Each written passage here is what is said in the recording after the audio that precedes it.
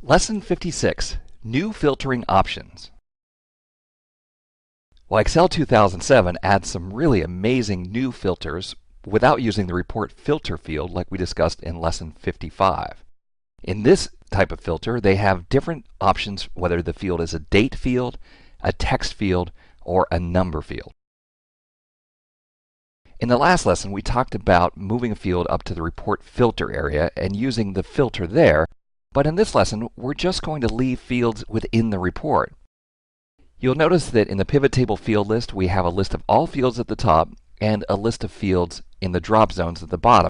These filters, we're going to use the list of fields at the top.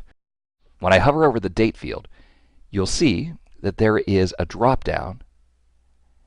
And in that drop down, in addition to sorting, we have something new called date filters. This appears if all the cells in this column in the data set are date fields. When we open the Date Filters flyout menu, we're able to choose all of the dates before a date, after a date, between certain dates, but also virtual fields such as next week or last month.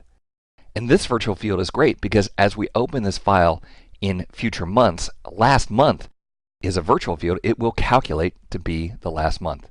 Next quarter, last quarter, this quarter, next year, this year, last year, and even year to date. So all the dates up to and including this date in the current year. There's even an additional flyout menu with all dates in. We can choose a specific quarter or a specific month. The custom filter leads to something similar to the old auto filter custom filter, where we can choose specific dates that are, for example, between one date and another date. So let's quickly here try one of these. We'll try date filters and we'll try everything in quarter one. All right, so now we see just dates in January through March. Of course, because we have 2 years here, we're seeing quarter one of both years.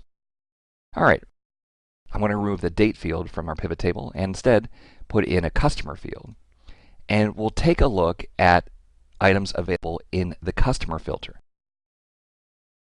We now have label filters where we can look for customers that contain certain words, are alphabetically between certain words. Maybe your accounts payable is split up alphabetically. One analyst gets everything from A through E, and various other labels like that. So let's, for example, find everything that contains the word corporation. Click OK. All right, and we see just those customers. The last kind of new filter is for the fields that are numeric fields.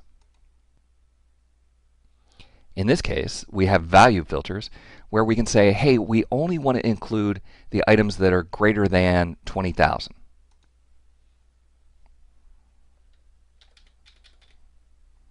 Click OK.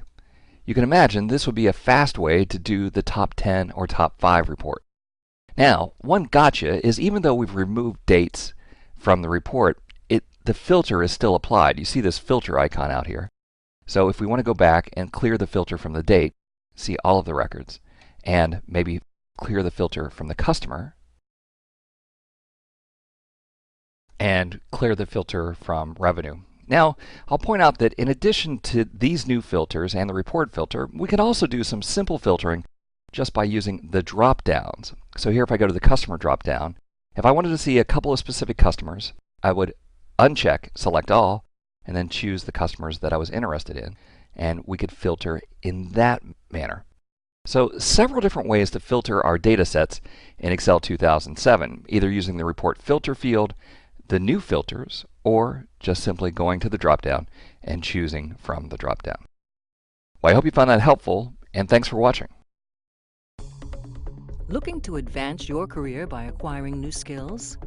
Tired of expensive off-site training programs? Wish you could learn from the best instructors in the industry? Look no further than live lessons. Self-paced, personal video instruction by the world's leading technology publishers.